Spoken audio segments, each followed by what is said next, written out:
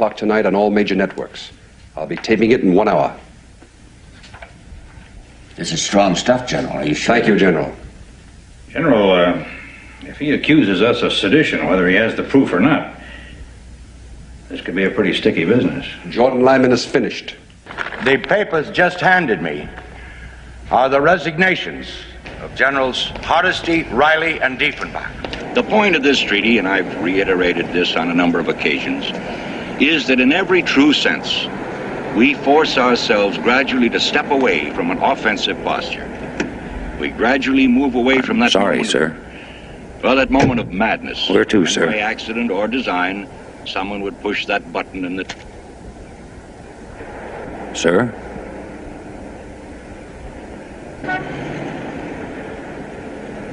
Take me home. So basically, it all ends with he tries to launch martial law. His own generals say no. The president confronts him. He backs off. The president goes public. But what do you do when the president's been bought off by the same interest? You know, this is a movie about the military saying no to the globalist takeover. They were worried about that then. That can be turned around today. Will our military follow the globalist takeover of the Bill of Rights and Constitution?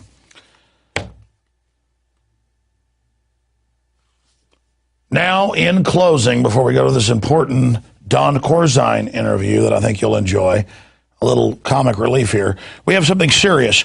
You know, I've done some breakdowns, and we have some video clips here of what LCRA here in Austin has bought and what other police boats in New York have bought. On average, they cost $50,000 to $100,000.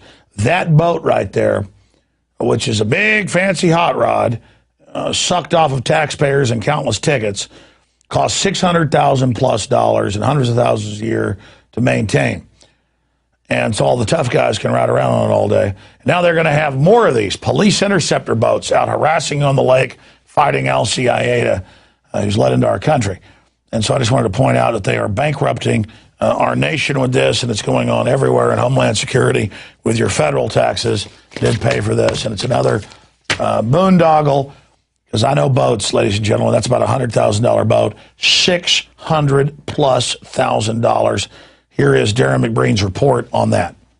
We're here for the unveiling of the new DPS patrol vessel. It's a 34-foot shallow water interceptor, and it's going to begin patrolling the Rio Grande River and international lakes in 2012. My name is Steve McCrum, the Director of the Texas Department of Public Safety. Can you describe what the boats are, how much they cost, who manufactured them?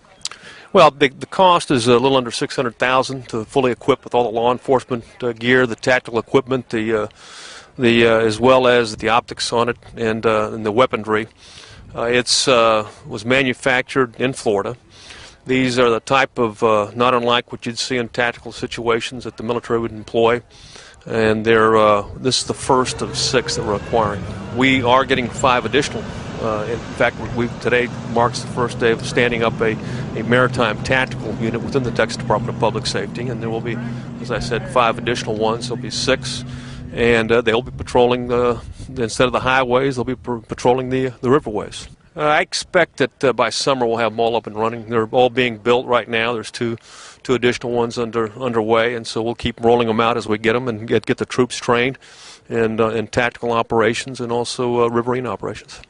We used grant funds, discretionary grant funds that we had, and for Homeland Security, and we also used general revenue. The legislature, in fact, were directed that we use through a rider that we use some of those funds specifically for this purpose. After they had an opportunity to view some of our tactical operations on the border and some of our vulnerabilities and gaps.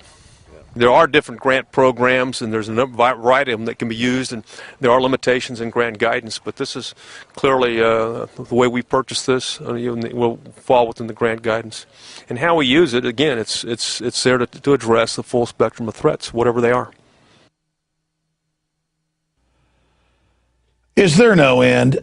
6 boats at $600,000 apiece, and that's a $100,000 boat.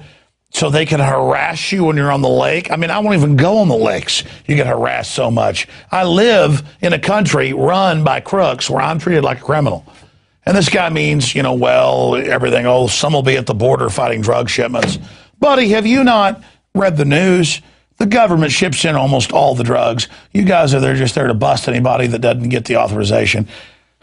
8 federal agencies, state agencies involved in all of it.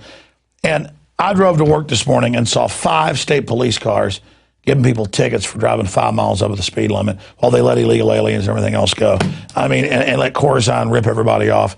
It is truly unbelievable, and I, for one, have had enough of it. No, when we have people like John Corzine, the big White House financial advisor, the former head of Goldman Sachs, stealing billions of dollars and saying, I don't know where it went and I'm not going to discuss it, and Congress is like, okay, well, thank you. We've got a serious issue.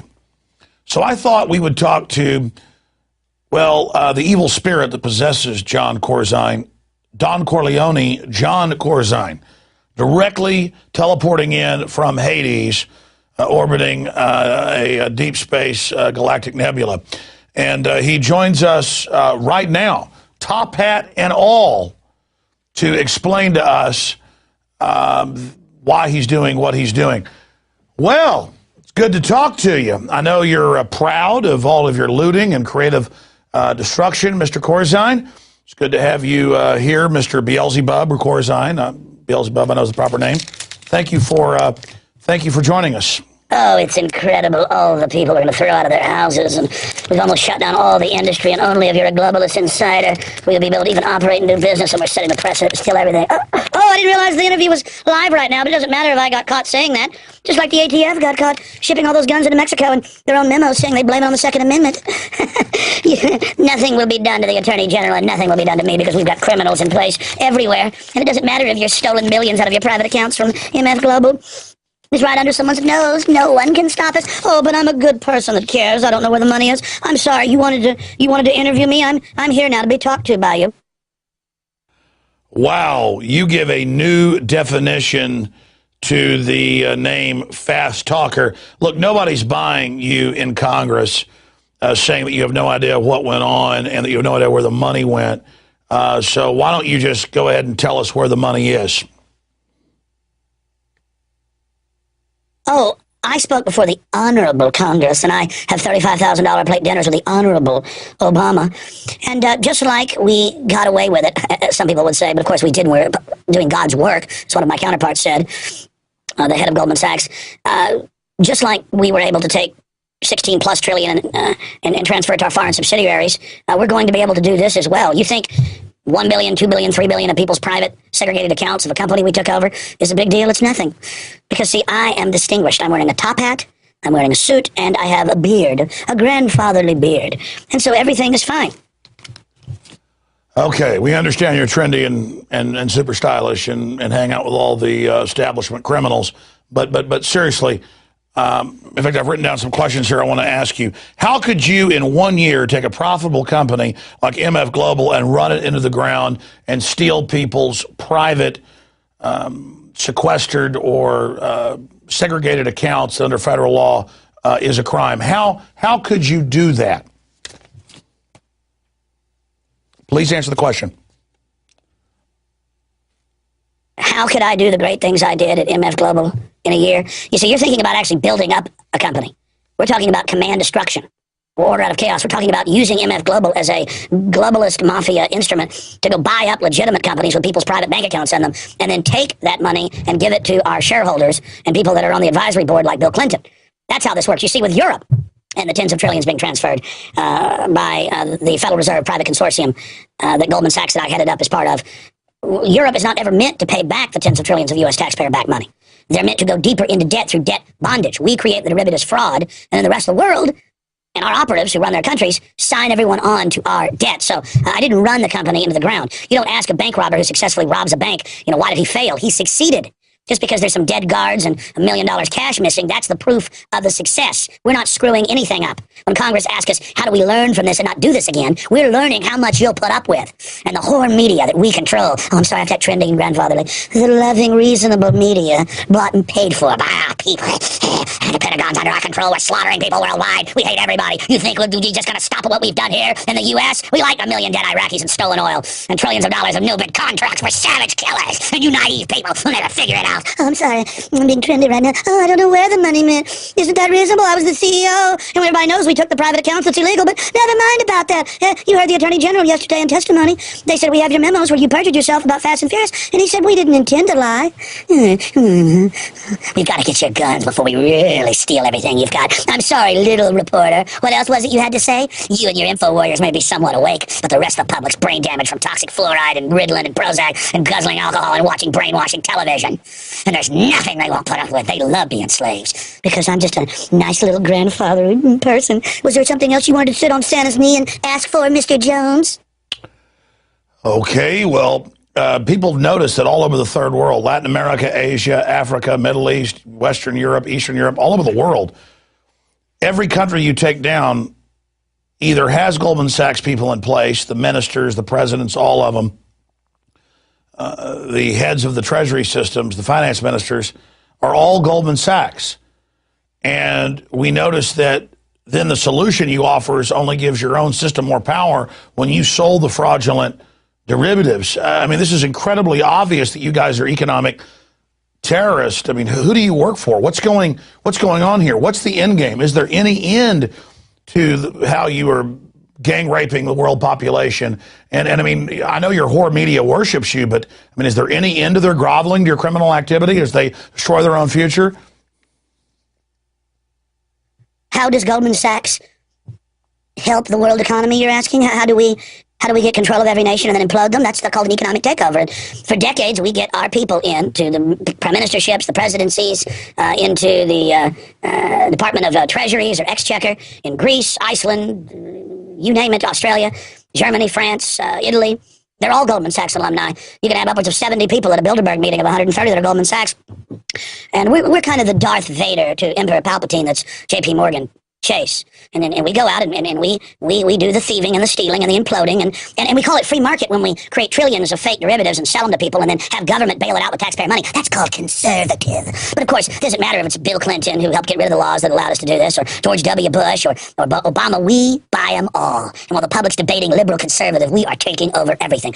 And that's the proof in survival of the fittest, social Darwinism. We have the power. We were able to do this, so it's our right to do it. Kind of like Hitler said, might makes right. If I can dominate you and take you over, and you don't stop me, well, then you deserve what's happened to you. Do you understand that, little worms? American people, people of the world, you're not going to do anything to stop us, because I am a nice old man. I'm trendy. Okay, well, you certainly are craven and craved, and a mesmerized, brain-damaged population serving you. I can understand how you've become quite delusional, like Caligula or some of the Aztec kings.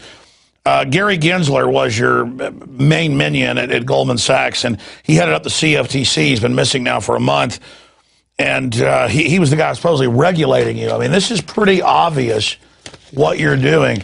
What's going on with you and Gary Gensler? What's going on with you? I mean, do you guys run everything? I mean, could you barbecue children on the White House lawn? Could you abuse elephants at Central Park? I mean, is there nothing you couldn't do? Is there anything you won't do to us? Land of the coward, home of the slave. Oh, great satanic goblin leader. Gary Gensler. Gary Gensler. Maybe, I don't like to be asked about this. Maybe I should read a 40-page, and that's what it is. I've got a copy of it over here. Maybe I should read a 40-plus page opening statement so all the networks tune out. About growing up as a child and how I'm just like everybody else. I'm just like everybody else, so you'll let down your guard. Gary Gensler was my right-hand man at Goldman Sachs, selling county, cities, and private individuals and pensioners fraudulent paper that we knew was totally worthless, like in our Timberwolf emails where we called our customers dumb effers and, said we're selling them SH, IT. But this is a family show. I know I better not say the full thing. Gary, the head of the CFTC, has disappeared the last few weeks. No one knows where he is, but the media's bought and paid for. No one will even point that out. Madoff was one of our people. He's a great guy. People got a little too much onto him. We've got to throw somebody to the wolves occasionally. And Gensler, my right-hand man from Goldman Sachs, runs the CFTC and allowed me to do all this. It's really been quite fabulous in the final equation.